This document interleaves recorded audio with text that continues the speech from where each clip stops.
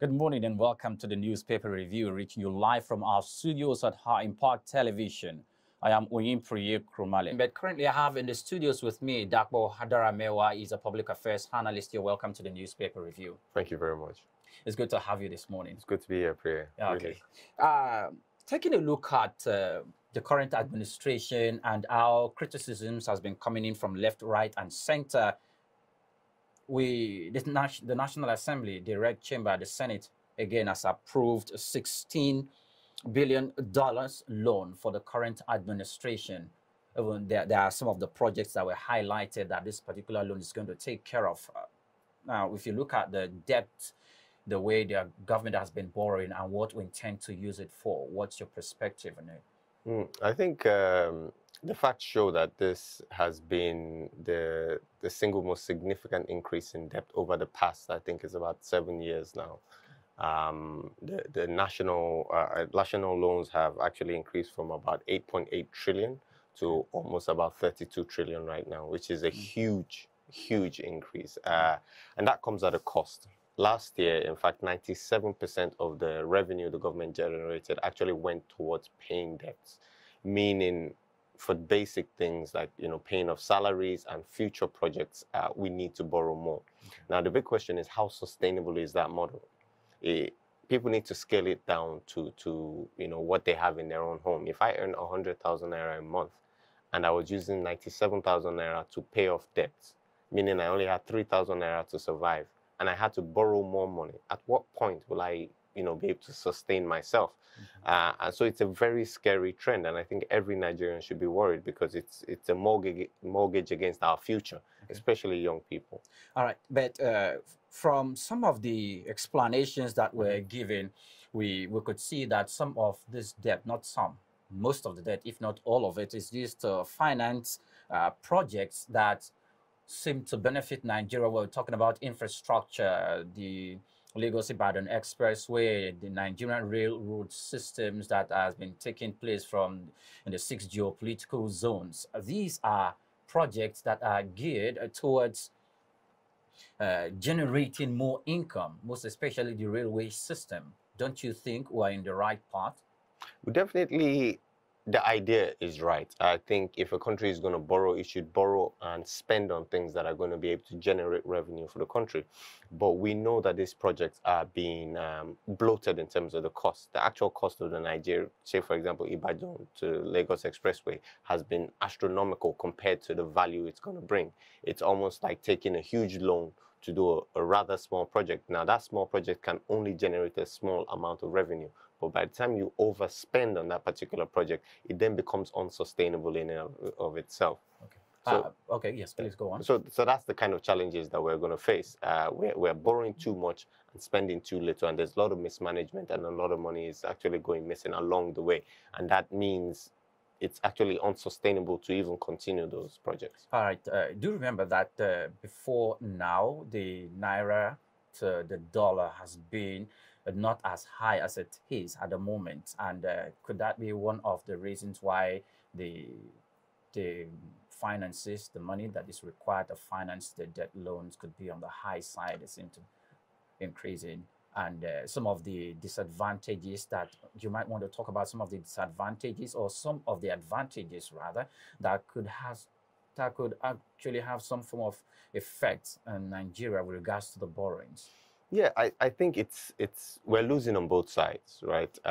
So the fact that we actually have such a huge debt profile as a nation means that our currency is losing its value because of the size of our external debt. Now, our external debts are repaid back in those currencies.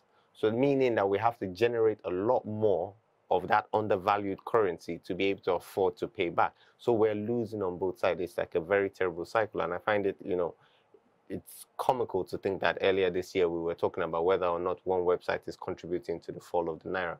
But when you look at the size of our debt profile, it becomes very clear why the naira is has lost so much value. Okay. Now, concerning road infrastructure, there was an administration which was currently in place in Nigeria. It removed the toll gate system, and people are now agitating for the return of the toll gate system, not because they like paying tolls, but because they feel if the government is going to borrow a huge amount of money to finance the debt of most significant part of it, which includes the railway, I mean the infrastructure regards to roads, then the government should be able to recoup back some of the money in order to finance the debt.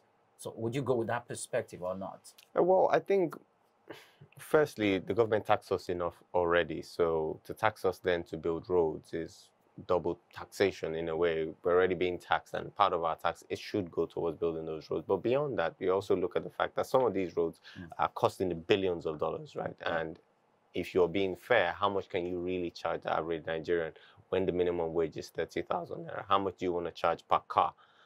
Maybe 500 or 200 naira. Like, how long would it take you to recover the cost of a $1 billion project when you're charging people 500 naira? Or what's the option? Do you want to charge people 10,000 naira to use a particular road?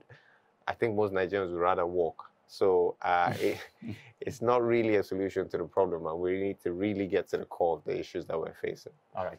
Now let's move away from the issue about debt collection and debt servicing in Nigeria. The Senate is considering a bill to toughen the measures of punishment on corrupt officials and those who sponsor terrorism in the country. What did you see what comes to mind when you see that when you see that headline? Okay, I think it's to not be too critical, I think it's laudable, but in reality, I think our current laws are sufficient to punish individuals who are guilty of corruption. Our current laws are sufficient to punish people who are funding terrorism. The issue is, how effectively are we using these laws? How many people are being arrested and persecuted for these laws? The EFCC that's originally set out to help out with issues like that is preoccupied with chasing boys in and around Lekki area. I mean, I don't understand that. If those boys they are chasing are criminals, if they are alleged of fraud and all of that, the EFCC can chase them. Of course they can, but they can also chase our politicians who are the ones, they're causing huge amounts of damage to this nation. Yes, those boys should be arrested, and yes, we can't leave that to the police. But the expertise of people like the EFCC should be focused on the people who are siphoning away Nigeria's funds, the people who are crippling the country and who are leading us to this debt crisis that we find ourselves in. That's how I feel about it. So I think just bringing in more laws is not really going to solve the problem. And then also you ask the question, even when people are arrested, how many of them are ever actually convicted? How many of them actually see a day in prison? We all know that we see the corruption on a day-to-day basis. We know that people settle these things. They come to your office and you find something for them, and that's the end of that. So if you bring in more laws, it wouldn't change that. Until we tackle the issue of corruption within those forces themselves and the effective deployment of their resources, we're really wasting time. All right. Now, when I looked at that particular article, it talked about the focus of the Independent Corrupt Practices and Other Offences Related Commission, the ICPC, and the EFCC to be able to tackle civil servants or public officials whose salaries when you looked at it for quite a number of time, cannot really explain the kind of wealth they currently have. Now, that includes civil servants as well and political office holders. If we put that together, with regards to the laws that have been in place in making your assets known before occupying public office, do you think we'll make progress? I think we will, but I will come back to the fact that I believe the current laws are enough. There's something called the asset declaration form for public office holders. They have to declare their assets. And sometimes we know that, okay, we know the assets you should have, but how come you have all of this? I remember, I think it was under the last, no, it was under this government when Saraki was investigated for several things. And it was based on his asset declaration. It didn't match with one or two things. They said they discovered some other things. So if it worked for him, I mean, obviously nothing happened to that maybe rightly so.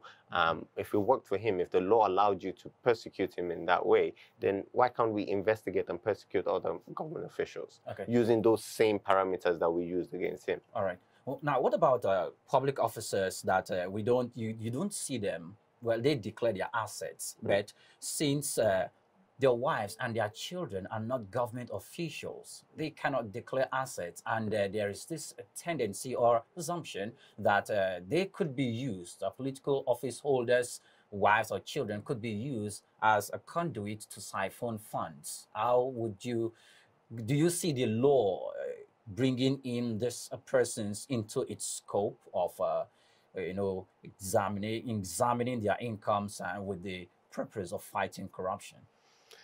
I think it could be a two-edged sword. I think we have to be careful when we go about that. Yes, people do use their families, their friends and associates to hide money, but then when we get to the point where we start to stop well-meaning Nigerians just because of their relations to a political figure and asking them questions and investigating them, like, it could get a bit draconian in terms of the practicality of it. I think what we need to focus our energy more on now is, where are the areas of leakages?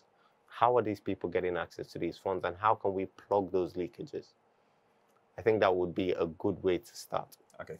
Just recently, the Economics and Financial Crimes Commission and the security agencies scored a good point when a former helmsman of the Pension Commission in Nigeria and president of Abdul Rashid Maina was sentenced to 61 years, which is going to be serving with 8 years concurrently, recently in prison. And that's a good one when it comes to fighting corruption. The reason why I asked the question previously was because I want to someone in his family also was quizzed with regards to allegations against him that it was being used as a conduit to siphon funds. But you said it's going to get draconian if there are laws to bring them in, that they are affiliated to political office occupants, and the tendency is they can be used. What if they are used?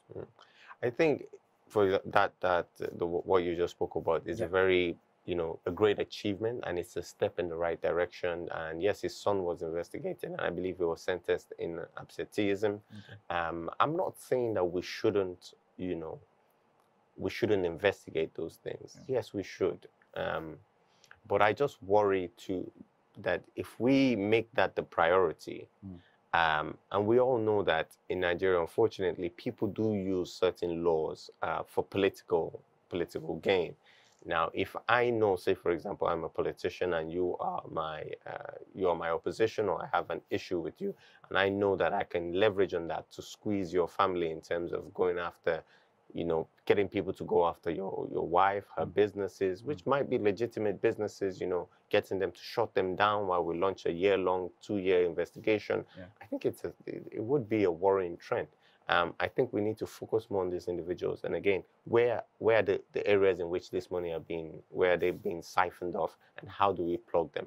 And yes, in some cases, yes, you will have to investigate people's families, because they are guilty by association, and sometimes even directly guilty in these things, but it's fair. Okay, now before I move away from this topic of discussion, let's consider the wherewithal and the ability of the Economics and Financial Crimes Commission, EFCC, and the Independent Corrupt Practices and Other Offences Related Commission in fighting corruption.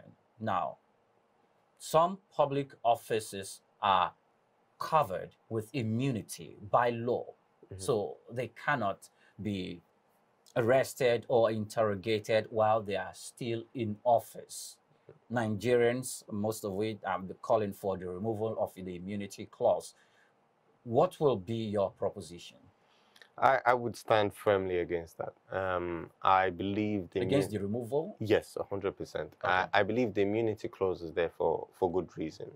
Again, it prevents the law being used as a political weapon, particularly when we're talking about people who are executives in their own right. And the immunity clause doesn't really affect that many people. It really doesn't. Sitting senators can be persecuted, House of Rep members can be persecuted. I think to my knowledge, we're talking about governors. Yes. Really, those are the main. And the president. Yeah, and the president as well. So a governor is very well, you know, significant executive in his own right within his state, and so he should be allowed that immunity. At least that's not to say that the investigations cannot, you know, commence. He just cannot be persecuted. So you can't gather your evidence you just wait 4 years or 8 years. You gather your evidence, wait patiently, and the moment he comes out of office, arrest him that very day. Okay. Let's move away from that. You are not unaware of Sunday Adeyemo, also known as Sunday Igboho, has been in Benin Republic for a while now, and Nnamdi Kanu, the leader of the indigenous people of Biafra, who is still in the custody of the Department of State Services. The Minister of Justice and Attorney General of the Federation, Abubakar Malami, whilst he was responding to questions from journalists, said that political solution might not be completely ruled out when it comes to discussing about how to free these people from the custody of the government. What's your take? Okay, well, it's almost you know, I find it interesting that he would say that, because a precursor to a political solution to an issue is not the legal detention of the particular individuals. If you are going to go for a political solution, you don't start it off by, you know, arbitrary arrests, illegal detentions. You don't start it off by denial of access to lawyers, denial of access of the press to certain trials. That's not the foundation upon which you build a peaceful political solution to any kind of movement, shall we say. So I worry about that. It seems like, you know, you're trying to make it seem as if you are open to a political solution, but at the same time, the attitude of the government towards these individuals is not so much, shall we say, open. And we see that right now. I think Nnamdi Kanu's lawyer was denied access to him over 3 or 4 times. All these are acts against the Nigerian constitution in the first place. So I think we need to be very careful around these issues. And let's remember that, you know, the right to self-determination is a fundamental human right. Okay, but you do remember that while Nnamdi Kanu was earlier in the custody of the Department of State Services, he was granted bail based on some conditions, and he also had sureties who stood on his behalf. But he left the country and more like he jumped bail. Yes. He flouted the law on his own part. So is that not enough reason for the government to take whatever actions it seems to be taking at the moment concerning his case? Well, no, actually, it's not enough reason, because the government must always act within the law. Yes, a judge can deny somebody bail, and the issue is not whether or not he's been denied bail, but the Constitution guarantees you access to your lawyer. Okay. So things like that cannot be denied no matter what. No matter how egregious the crime of any particular individual is, he must have a right to representation. So people can't be denied access to their lawyers. And if we're going to deny the press access to a certain trial, especially trials like this, it must be on good grounds. And the government must be able to come out and say, this is why we're not allowing the press in, this is why we're not allowing the press in. And it has to be very clear. And then we need to look into issues about how he was even brought into the country as well. Okay. You know, extraordinary rendition is illegal regardless of how egregious the crime is. So the law is there for a reason. It's not subject to the feelings. It's not subject to how the community feels at the time. It is there. And that's why the symbol of justice is actually blindfolded. It doesn't look at the case. It just applies every time. Okay. Let's go to the next. There's a particular story. Federal government or Federal Executive Council approves from 2021 to 2025 National Development Plan projects is expected to gulp like 348.7 trillion naira investment. Now, development plans in Nigeria, we've had series of them. Where do you think this will be heading from 2021 to 2025? I am hopeful. I am hopeful. I think I'm a person who really believes that Nigeria one day will, achieve its full potential. But I think a lot needs to be discussed about continuity. Okay. Now, say for example, over the next election, the power will change. But say for example, it's not the same party that comes into power. The question of continuity becomes a major issue. I take for example now there was a national convention that was held under the PDP, under the Jonathan regime, that looked into how we can restructure Nigeria. That came up with a very detailed report, but unfortunately, as power changed hands, that whole entire effort was put on the back burner, and nobody really took action towards that. And that could be very well the same case that we have here. So the government could invest a lot, pay consultants to come in and say, okay, what is the best development, and map out something to 2025, and then the next government comes in and says, well, I want nothing to do with that. And now, that's just wasted resources. Now, when we talk about continuity of government and for issues like national development plans, what role will you have? Because these issues about the national development, most especially, is the responsibility of the executive arm of government. And we have the legislative arm of government, which should be very, very instrumental to this. What role do you think they should play in making sure that we bring these plans to life? Well, I think the issue that Nigeria faces is a lack of strong institutions, right? And that the institutions are what provide continuity regardless of the government, if we have strong institutions where once this plan has been developed and put into place, we have, civil servants who are in charge of, continuing the push towards those things. It means that even if the new government should come in, there's very little it can do to stop those kind of things, and so once we have strong institutions that are not subject to whoever's on the hot seat at that moment, or the throne, shall we say, then Nigeria's democracy can flourish. Okay, let me paint a picture. Now, when we talk about national development plans, I intend to envisage the Nigerian population that whether the country is going through hard times or good times never ceases to grow in a speed and in a rate that is hard to imagine. Now we are running into like 206 million or so, or 211 million. And currently they said in next 2030 or in 2050, Nigeria should be, if not number 3 in the world, one of the most populous countries. Now, with regards to managing our population with the infrastructure that we need to have in place to accommodate this population when they come into place, what would you have to say about that? I think a lot needs to be done because the current infrastructure that we have is not sufficient for the current population we have, and that's because we didn't factor that into our development plan some time ago. Exactly. So we need to factor in 10 years down the line. For example, the new road that's being built along the Lagos-Ibadan Express Road, will that be sufficient for the current population, or would that be sufficient for the population in 10, 15 years? Would that be sufficient for the population in 25 years? So the infrastructure deficiency in Nigeria is huge, and it's laudable that this government has made inroads into rail transportation, for example. And I think in the long term, it will bring some dividends to Nigeria.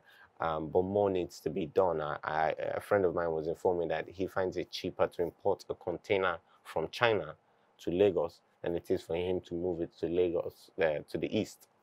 To move within that same container, to move it from Lagos to the east by road is more expensive than it would cost him to move it from China to Nigeria. And so you realize that if we cannot conduct trade effectively within our borders, then what are we doing? The losses are too much to business people. Okay. Now, briefly before I let you go, let's quickly talk about industrialization. And we have to connect this with the current COP26 climate summit that is going on in Glasgow, Scotland, and England. Most of the countries who are the great emitters of these gases or these chemicals that are destructive to the climate are the most industrialized. The whole continent of Africa is just producing about 5% of those destructive chemicals. Now, this industrialization, even though it seemed to have its own negative effects on the climate, it's a blessing to those climes. Mm. Yes. So where are we going when Nigeria is moving towards its industrialization and there is this talk and there is this discussion about cutting down on the emission of these destructive chemicals? Yeah. Okay, I'll start by it. In medicine, there's something called triage. Triage is there to ascertain which one of the injuries a patient comes in with is most important to tackle. Okay. So a patient could come in with a fractured leg, but a punctured lung. Okay. All efforts must go towards the punctured lung, right? It's not Okay. to say that a broken leg is not important, yes. All right. And that's the way we need to look at things around climate change. For Africans, yes, it is important. But we have more pressing issues that will, wipe out our population in a matter of years, if not.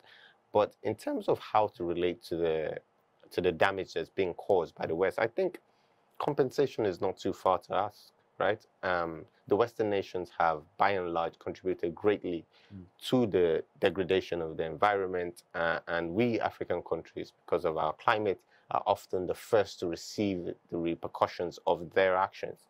So, like in everything we are else, not the first. Oh. We are not the first. When we have climate devastating issues like, so you have the fire, this infernal natural disaster somewhere in the United States of America, you have flooding in China, and all these events are being attached to the climate change discourse, but it doesn't look like Africa is experiencing any of those. Africa is experiencing it in a different way. Okay. So say, for example, there's a typhoon somewhere in the US. It could affect a city, it could affect a particular state. But when there's the desertification of, arable land, Okay. it affects the entire community around it. It affects the entire country because it disrupts their ability to farm. It disrupts their ability to generate their own food. So the repercussions of that could be far-reaching, as opposed to something that's affecting one particular area. And that's what I mean by we are poised to suffer, Okay. greatly, yes, as these things progress. And so that's why I feel like, yes, you caused it, and now we're about to deal with some of the consequences. So the solution is not to tell us to hold back our development. The solution should be, okay, we might have, made a lot of mistakes. So how's about we compensate you for the damage to your They proposed economy? $100 billion to that effect, though there's this accusation that they have not been living up to the responsibility in that, which made the president to call out to them recently and said Africans have been lied to and oppressed. Do you see them giving that fulfilling that $100 billion promise to African nations? I would like to see them fulfill that, and in exchange, maybe we could reconsider some of our production styles, or shall we say. But they have to fulfill that promise. It's absolutely essential. You can't just tell us to stall certain industries and all of these kind of things, knowing how well it would affect how terribly it would affect our local economies. So I think the president is very much right in terms of calling them out. To me, it's just another form of neo-colonialism, this idea that we're going to tell you how to live at the detriment of you, but for our own benefit. It needs to change, and it's a step in the right direction. I'd like to see more African leaders, put it to the West and ask hard questions.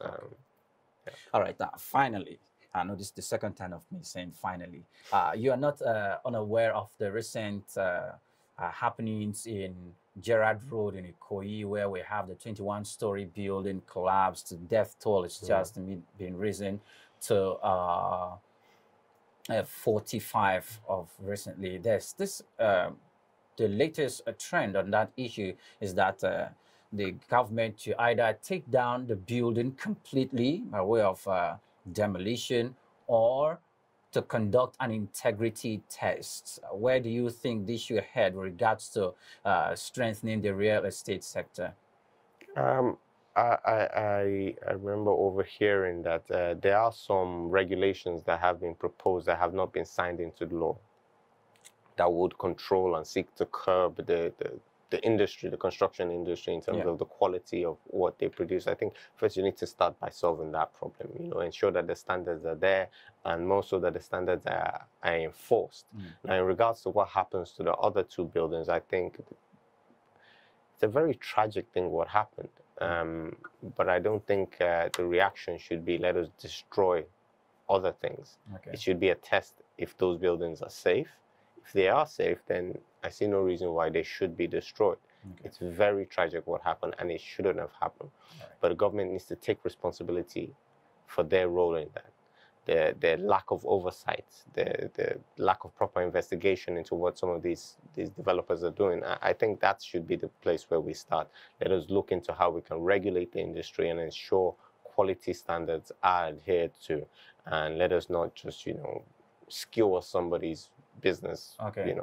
Just so that the people feel satisfied. Yeah. All right, Dr. Daramewa is a public affairs analyst, joins us this morning live. I want to say a very big thank you for your time this morning. Thank you, it's been a pleasure. It's good to have you. Good.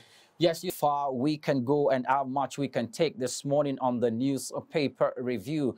I am Oyin Kurumale. You can join us again at 3 p.m. and 9 p.m. for news around the globe on High Impact Television. You can also send Eyewitness Report to info@highimpactstudios.com and direct messages on all our social media platforms. I am Oyin Kurumale.